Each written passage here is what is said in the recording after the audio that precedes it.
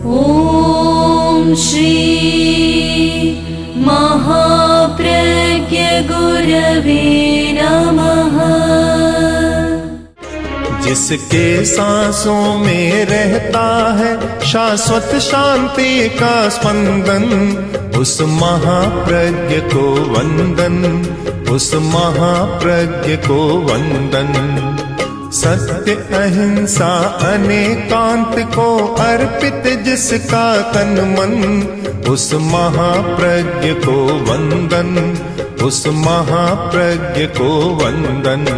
जिसके सांसों में रहता है शाश्वत शांति का स्पंदन, उस महाप्रज्ञ को वंदन, उस महाप्रज्ञ को वंदन।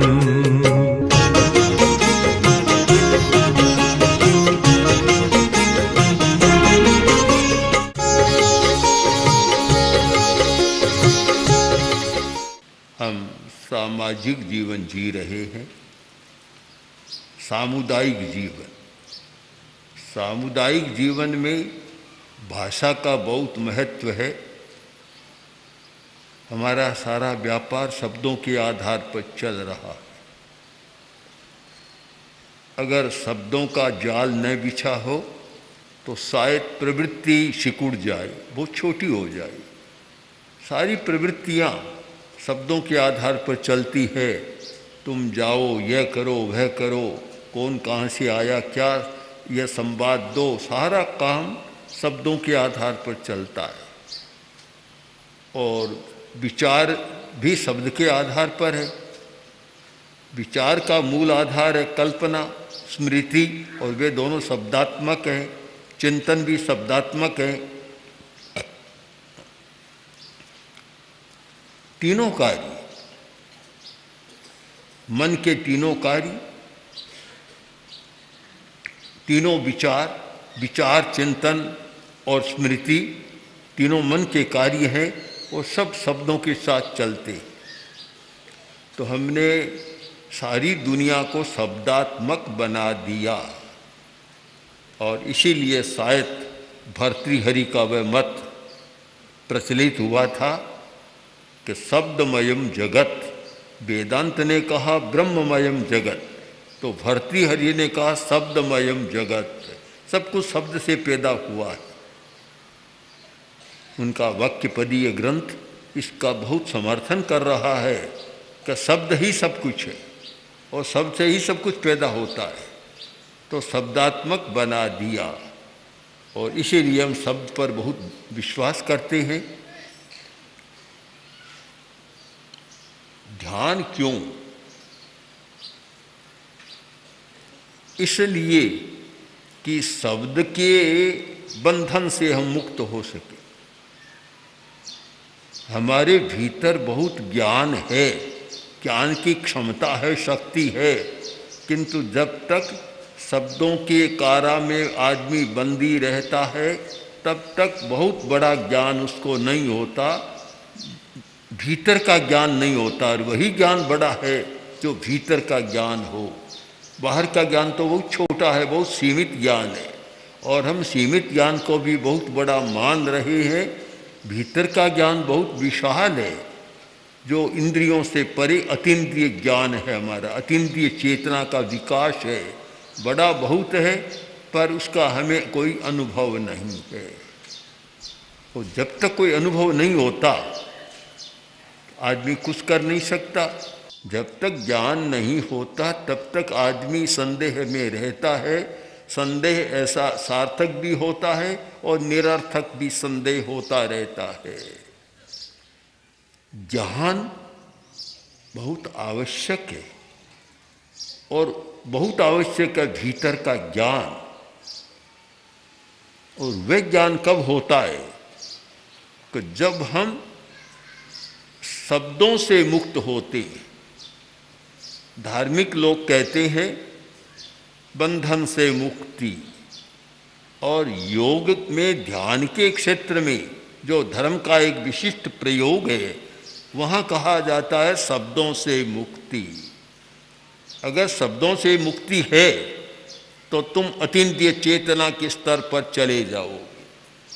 और शब्दों के जाल में फंसे हुए हो तो तुम अतीन्द्रिय चेतना तक नहीं पहुंच पाओगे। इसीलिए ध्यान के प्रसंग में यह निर्देश दिया जाता है कि चिंतन मत करो। क्यों? कि चिंतन भी शब्दात्मक होता है, शब्दों के बिना चिंतन नहीं होता। निर्विचार रहो, कोई विचार न आए, निर्विकल्प और निर्विचार।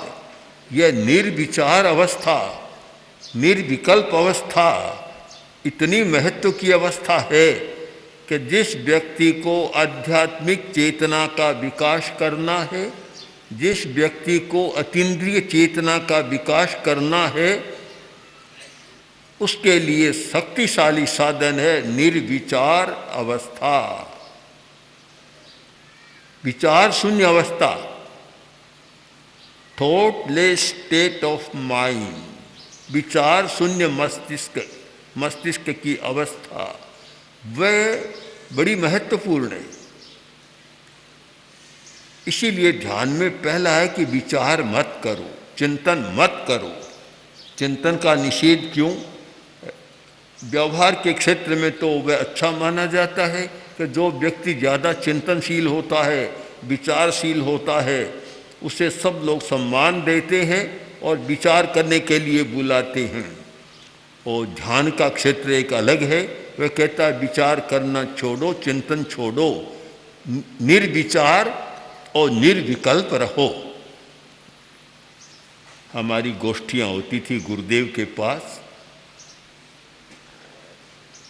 साधु साधियों की गोष्ठियाँ, और काफ़ी गंभीर विषय भी आते, कभी कभी साधारण विषय भी आते, सब तरह के विषय आते।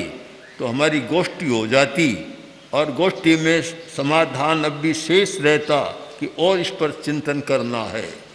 गोष्ठी संपन्न हो रही है, सब हम जा रहे हैं गुरुदेव को वंदना कर, तब गुरुदेव मुझे कहते हैं कि हमने चिंतन तो कर लिया, अब तुम जाओ और अचिंतन में से जो निकले वह बताना। मतलब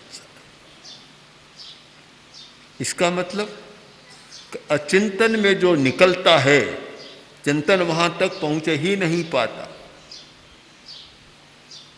हमारे सामने प्रत्यक्ष है कि पूर्ववर्ती बड़े बड़े साधकों ने, बड़े बड़े तपस्वियों, आचार्यों, तीर्थंकरों ने, अवतारों ने जो सत्य का प्रतिपादन किया वह आश्चर्यकारी है, अद्भुत है।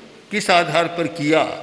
न कोई सूक्ष्म उपकरण था, कोई भी उनके पास माइक्रोस्कोप जैसा सूक्ष्म यंत्र नहीं था, टेलीस्कोप जैसा कोई दूरदर्शी यंत्र भी नहीं था, कोई उपकरण नहीं था, फिर भी इतने सूक्ष्म सत्यों का प्रतिपादन किया। किस आधार पर? अतीन्द्रिय चेतना के आधार पर। धन्वंतरी बहुत बड़े आचार्य हुए, आयुर्वेद के आचार्य, लुकमान बड़े हकीम हुए हैं। ये लोग क्या करते थे? पौधे के पास जाकर बैठ जाते, पेड़ के पास जाकर बैठ जाते और उससे कहते कि तुम अपने गुण धर्म बताओ, तुम्हारी क्या विशेषताएं हैं, तुम किस प्रकार रोग का उपचार कर सकते हो, तुम अपने सारे गुण धर्म बताओ। वहाँ जाकर इतना कहकर संकल्प कर और बिल्कुल निर्विचार होकर बैठ जाते। उस निर्विचार अवस्था में अपने आप पौधा बोलता जाता और वे लिखते चले जाते या ग्रहण कर लेते उसको। यह निर्विचार अवस्था का प्रभाव है कि निर्विचार अवस्था में भीतर की चेतना जागती है। जब विचार होता है तो हमारी पारिस्थितिक चेतना जागती है, बाहर की चेतना जागती है। और जब कोई निर्विचार होता है उस समय भीतर की चेतना को जागने का मौका मिलता है।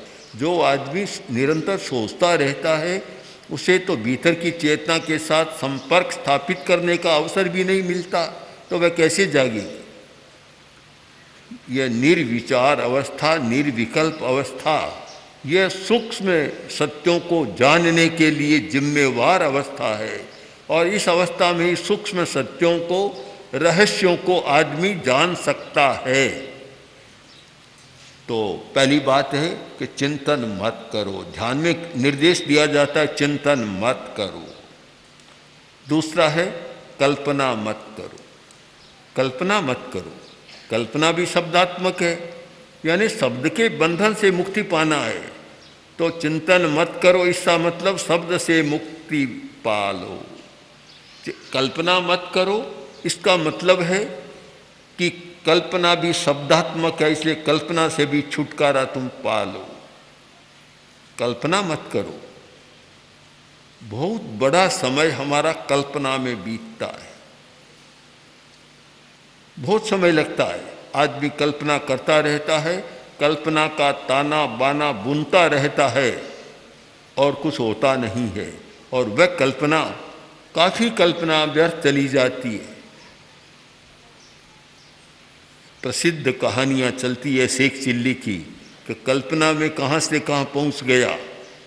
केवल कल्पना कल्पना से में बकरी खरीदा, आगे कल्पना चलती गई कि विवाह कर लिया, लड़का पैदा हो गया और धन भी आ गया, अब गाय भी रख ली, दूध भी हो गया, दही हो गया।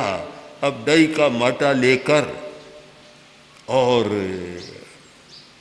लड़का, पोता लड़का आ रहा है, आकर कहे कि बाबा चलो दही खा लो। अभी नहीं, अभी नहीं। बस कल्पना में चल रहा था, अभी नहीं। सिर को हिलाया कि अभी नहीं। सिर पर हंडी थी और नीचे गिरी वो और फूट गई, और कुछ तो था नहीं। कोरी कल्पना ही कल्पना का जाल।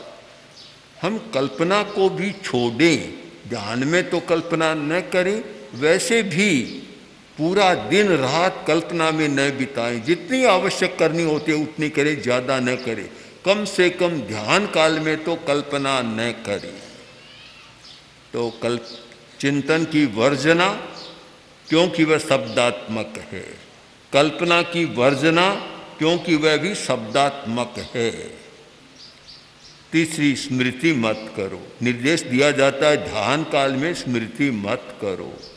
स्मृति का भी बड़ा साम्राज्य है, बहुत बड़ा साम्राज्य। आदमी याद करता रहता है, अतीत कभी पीछा नहीं छोड़ता। इतना पकड़ता है आदमी को कि वह पीछा छोड़ता ही नहीं है, याद करता ही रहता है। इतनी याद, इतनी अतीत की बातें गुनगुनाता रहता है। ध्यान में कहा जाता है स्मृति मत करो, क्योंकि स्मृति शब्दात्मक है। चिंतन शब्दात्मक, कल्पना शब्दात्मक और स्मृति शब्दात्मक है। और जब शब्दात्मक कोई चीज होती है तो फिर मन की चंचलता कम नहीं होती। मन चंचल बना हुआ है शब्दों के आधार पर, और उस स्थिति में मन की एकाग्रता नहीं होती। जो व्यक्ति शब्दात्मक रचनाओं से मुक्ति पाना नहीं सीख जाता, वह कभी एकाग्रता की साधना नहीं कर सकता, मन को निर्विचार नहीं बना सकता। वास्तव में वही ध्यान की हमारी अवस्था है। कठिन काम है, बहुत कठिन है, क्योंकि शब्दों का इतना अभ्यास है, इतना गहरा अभ्यास हो गया कि शब्द के बिना हम जीना भी नहीं जानते। हर बात में शब्द ही शब्द, जीना मुश्किल है। और आदमी सरल काम करना पसंद करता है, कठिन काम करना शायद पसंद नहीं करता।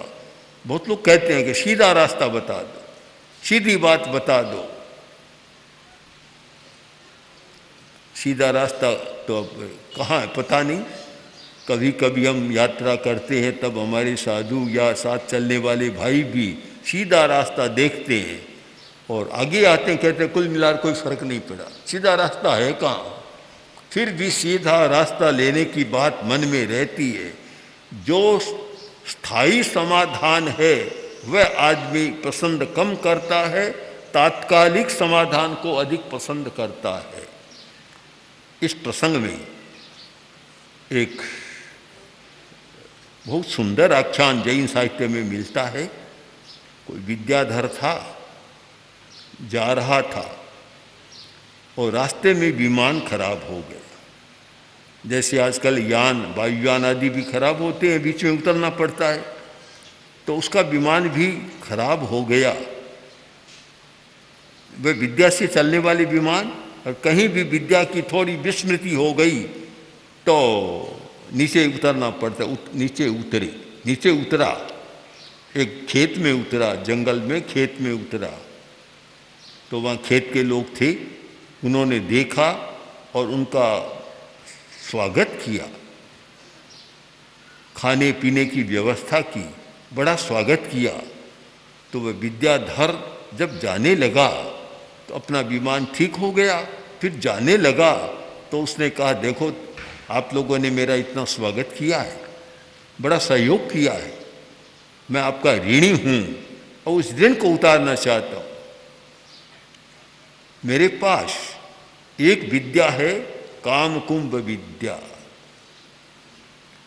कामकुंभ विद्या है, वह विद्या तुम सीख लो, फिर घड़े को सामने रखो और उससे जो मांगो तुम्हें मिल जाएगा। चाहे हीरा मांगो, पन्ना मांगो, मोती मांगो, लाख करोड़ रुपए मांगो, जो भी मांगो उस घड़े में से तुमको मिल जाएगा। यह घट, काम कुंभ घट, काम कुंभ विद्या है, तुम सीख लो, पर उसकी साधना करनी होगी।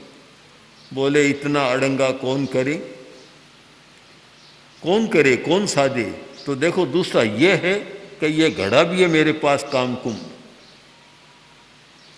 ये ले लो, इससे मिल जाएगा। पर एक बात का ध्यान रखना कि इसको लेकर कभी नाचना मत, नहीं तो गिर जाएगा, फूट जाएगा, फिर कुछ भी नहीं। क्या ये सीधा काम है, ये सीधा है, घड़ा दे दो, हमें कुछ साथ सिद्ध नहीं करना है। उसने कहा देखो ये तात्कालिक बात है, घड़ा है, कल फूट गया तो कुछ भी नहीं, ऐसे ही रह जाओगे, और मैं भी कोई बार बार नहीं आऊँगा तुम्हारे पास। तुम तो विद्या का पाठ कर लो, साधना कर लो, और फिर तो जीवन भर, जो चाहे जीवन भर नहीं, चाहे तुम्हारे बेटे पोते जो भी सीख लेगा उसकी कामना पूरी होती रहेगी। और यह काम कुंभ बड़ा अच्छा घट है। बहुत समझाया, पर आदमी तात्कालिक समाधान में जितना विश्वास करता है, स्थायी समाधान में उतना विश्वास नहीं करता। बोले नहीं नहीं, ये झंझट हमसे ताबे नहीं आता, हमें तो घड़ा ही दे दो। घड़ा ले लिया, काम कुंभ, और विद्याधर अपने रास्ते गया, चला गया। अब लिया, और आदमी की आदतें होती है, सबसे पहले यही मांगा कि शराब की बोतल।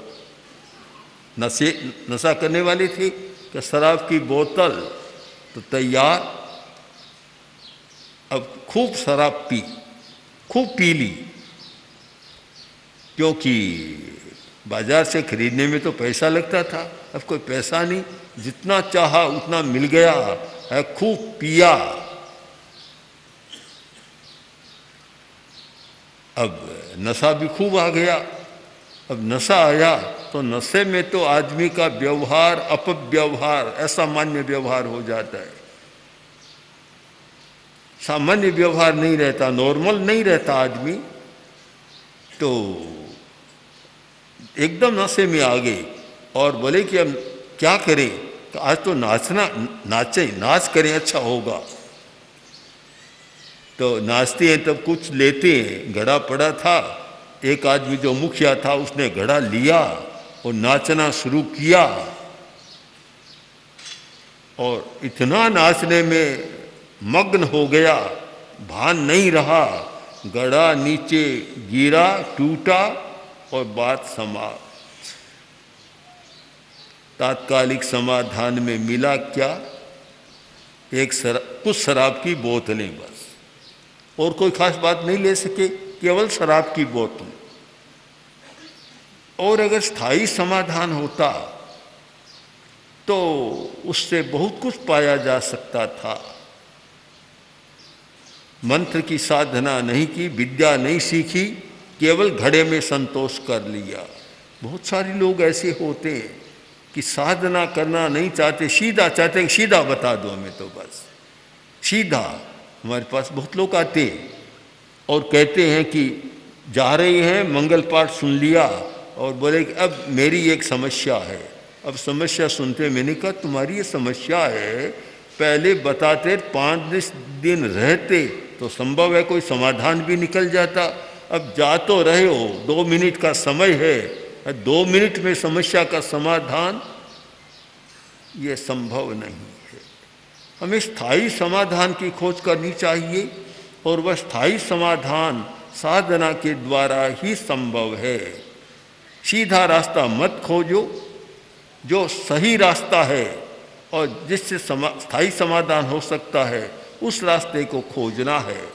तो ध्यान एक चेतना के विकास का, शांति का, समाधि का एक स्थायी समाधान है।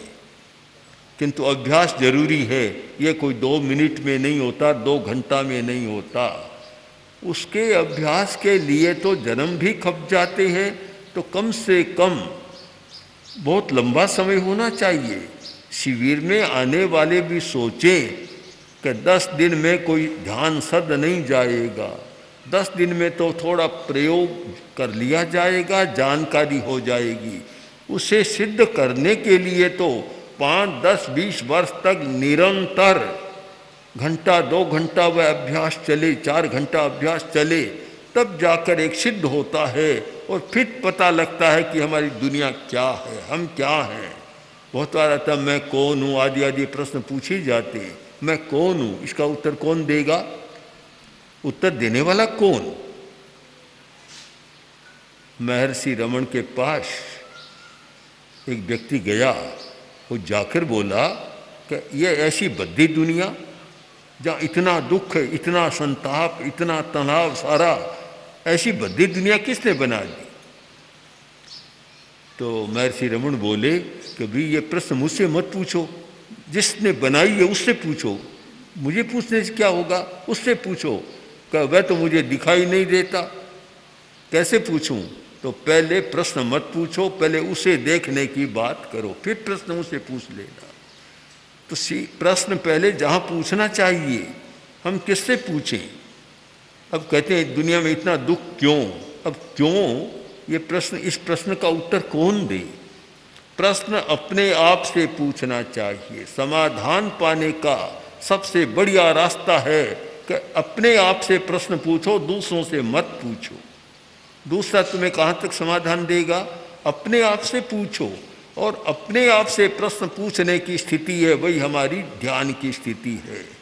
जब हम अपने आप से प्रश्न पूछने लग जाते हैं, अपना अन्वेषण करने लग जाते हैं और अपने आप को देखना शुरू कर देते हैं, उस अवस्था में जो हमारी चित्त की अवस्था होती है वह हमारी ध्यान की अवस्था है और उसी में हमें स्थायी समाधान मिलता है।